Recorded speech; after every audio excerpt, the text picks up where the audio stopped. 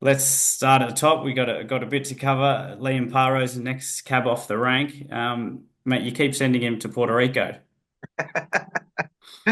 Yeah, it was a weird one. Like people, obviously, before he went to Puerto Rico, he stepped up.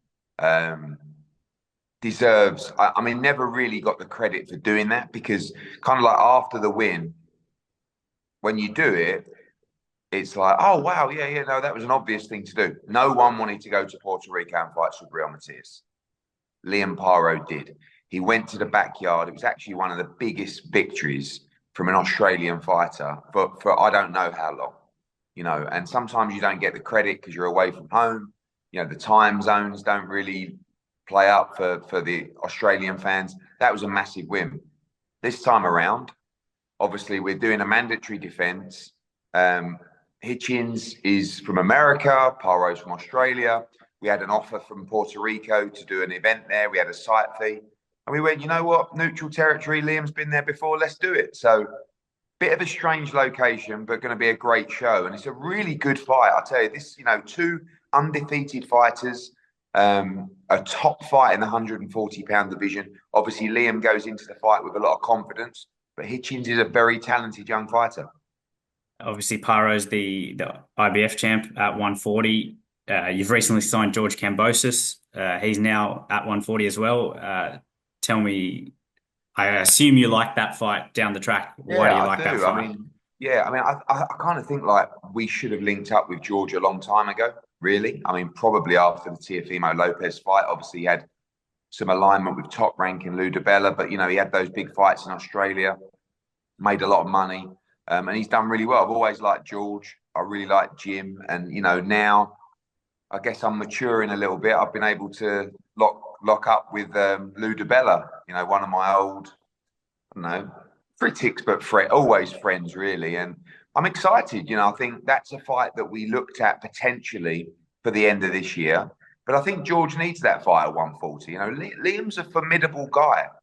Like, I know he's quiet and I know he doesn't say too much, but everybody in the sport knows how good Liam Parro is. And for me, if Liam gets through Richardson Hitchens, the Kambosos fight is a really big fight for Australian boxing.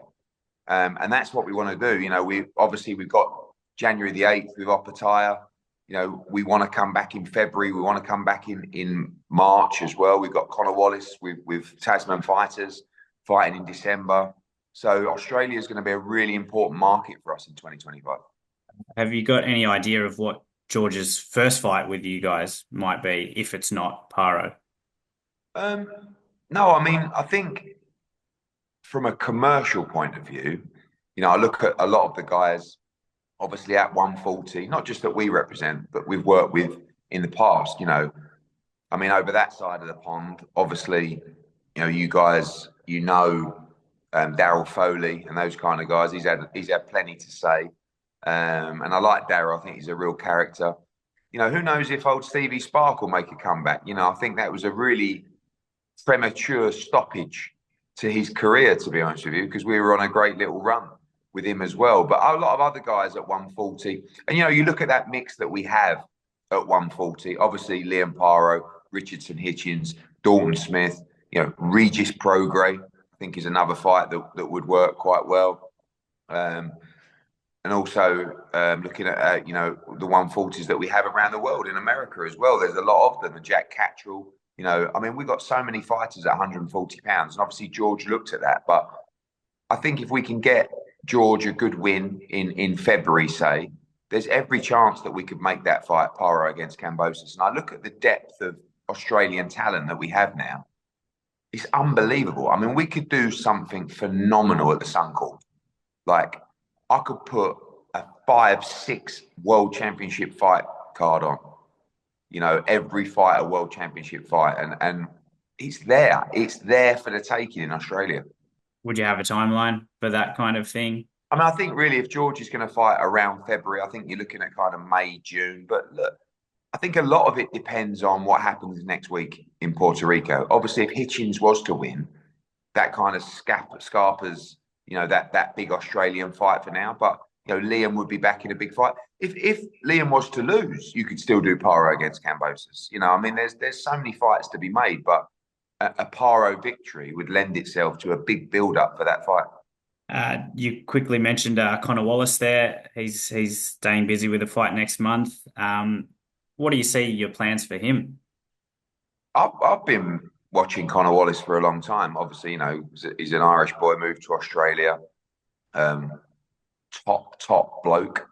Just been really grinding away there on the scene, selling a lot of tickets, always in exciting fights. I mean, I think I watched his fight maybe 3 fights ago on Tasman's Dream, and it was like an absolute tear up at the Fortitude Hall. The atmosphere was brilliant, but he's actually developed now as a real world championship contender at 175 pounds. I think the win against Pampelone, the IBF eliminator, kind of like on away soil on a no limit show, was really impressive.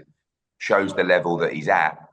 And for me, it's about bringing in big fights. You've got this link up with a lot of these guys, with Tasman fighters and Spencer Brown at Gold Star, and obviously Riyadh season. And it's a big opportunity for Australian fighters. So Conor will have this fight in December.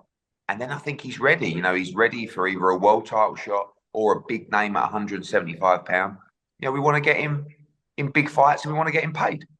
That's the situation. And he's a guy that could be in a massive fight on those Australian cards as well. Fighting on the same card as Conor next month is Justice Huni, another guy who's looking to keep busy down the track. Looking forward for him. Are there any fights that appeal to you? Yeah, it's been a little bit of a frustrating couple of months for Justice, if I'm honest. I mean, Mick's done a great job just to keep him busy, but we need in 2025 to really move into those defining fights. And I feel a bit for Justice because obviously he went to Mexico. He had that really tough fight and a good performance. Then he fought in Saudi against Lorena. And Lorena's a serious fighter. I mean, you see him have Dubois all over the place. He's a fast, exciting sort of cruiserweight that's moved to heavyweight. And he got rocked, Justice, in the last round. And apart from that, it was a really good performance. I think maybe we were moving a little bit too quick with Justice without giving him the experience. And I think just these couple of 2 run-outs and reflecting on those big fights that he's had internationally will put him in good stead for 2025. He's a big part of our plans. He's a young, exciting, talented heavyweight that can bring big fights to Australia. So get this victory in December. And I think, our cards, obviously January the 8th will be Opetaia. He may find himself on there. If not, we'll be going February with Kambosos and Nicholson and so many other fighters as well. And there's literally 10 fighters that we have that could headline in Australia, and it's just about scheduling them in Australia, internationally, and maybe at some kind of mega card as well. It's good to me. Still at heavyweight, not Aussie. We've got the Usyk Fury rematch coming up. How do you see that one going? I mean, obviously, as a Brit, we want Fury to do the business, and hopefully that could line up a big fight with AJ. But it's very difficult to beat Usyk, on the first night. The rematch is sometimes even more difficult because, he's a great digester of information, but he does that on the spot. I think given now the time that he's had to reflect on the fight, but I do expect a better Tyson Fury as well, to be honest with you. Like, he knows he has to win this fight. I think it's going to be interesting to see how he approaches the fight. The common advice when you're fighting Usyk is just walk him down. You're the bigger guy. Just beat him up. We tried that twice with AJ. It didn't work. And it's not just that easy. And in the first fight, what was fascinating was Usyk backed Fury up. The guy that was 200 and whatever he is, 20 pounds, 215 pounds, backed up the guy who was 270 pounds and beat him up. So I think Fury does have to be more aggressive, but sometimes that can play into the hands as well of Alexander Usyk. So I think Usyk's the favourite, but it's going to be a great fight. And then kicking off next year, Jai Opetaia's in action with a mandatory against Hussein Sin Cara. How good is it to get him back home for the first time since becoming champ? I mean, listen, you know more than me. I look at Australian boxing, and I just think the potential is unbelievable, right? I mean, the fighters that you have are top tier, elite, pound for pound, great fighters.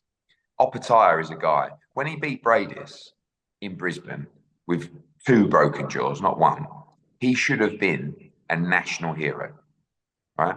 Now he's gone on a road. He's put on scintillating performances. He's established himself as the best cruiserweight in the world. When we come back on January the 8th, we've got to make it count. You're not going to see Opetaia that much in Australia.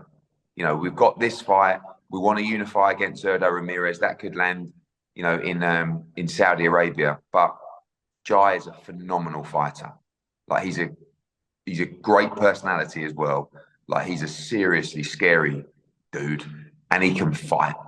And it's only a matter of time before you see him move up to heavyweight. And when you do, he's going to go on a great run there. So the future for Jai Opetaia is incredible. Mick's done a great job maneuvering him into that position. Now getting him massive paydays through Riyadh season and his excellency. Now we get the opportunity to bring him home for a homecoming on January the 8th. I can't wait. I'll be there. Really looking forward to seeing him get that homecoming because he really deserves it. And just quickly on that Zurdo Ramirez fight down the track, do you see that as a fight that gets made quite easily? Well, I hope so. I mean, my old pal Oscar De La Hoya, like he talks a good game, but the reality is he knows he's boxing. I think Jai's a big favourite against Ramirez, but Ramirez is a really good fighter. That is a great fight, and it's exactly the kind of fights we should be making. Obviously, the WBC title is another one that could become available, but the plan for Jai is really clear. And we sat down with His Excellency and Mick and everybody. Win every belt, then move to heavyweight. That's it. So we take care of the mandatory on January the 8th and then move into the unifications in spring. Obviously, we've mentioned a host of Aussie fighters in your stable. Do you have a clear idea of those plans for I suppose, the first quarter of 2025? You mentioned February, you mentioned March. How far down the track are we to getting those locked in? Yeah, I mean, there's a couple of other Australian fighters that will be announcing as new signings as well. On top of that, in the next week or so, could even be the next couple of days. So, when I look at it, I look at obviously Liam Parro fights next weekend.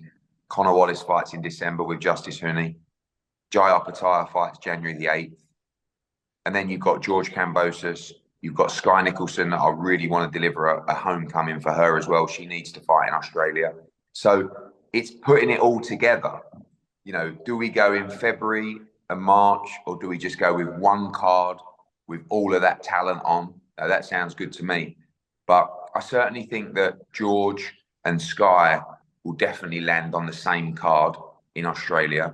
And I think you'll probably end up adding not just our new signings to that, but maybe Justice Huni as well. But who's to say that, Parro comes through in style and we don't look for that fight for March? Liam's a young, fit boy. He wants to make as much money as possible. But we will definitely be coming with Kambosos in February or early March at the latest. And that will also feature Sky Nicholson and a lot of other Australian talent as well. Any hints on those new signings? No, one is a very well-established name, and one is an amateur who has a huge future in front of them. It just occurred to me that the Ashes is out here next summer. I know you're a big cricket fan. Maybe you could line up a big card with the Barmy Army, but we'll be out here. It's an easy sell. That's it. I spoke to a lot of the England cricket team actually, and when they told me the Ashes dates, I thought, why not? England versus Australia, Ashes of boxing would be absolutely epic. So yeah, definitely keen to put something together. And obviously you've got so many English fans there as well. It would be a great night.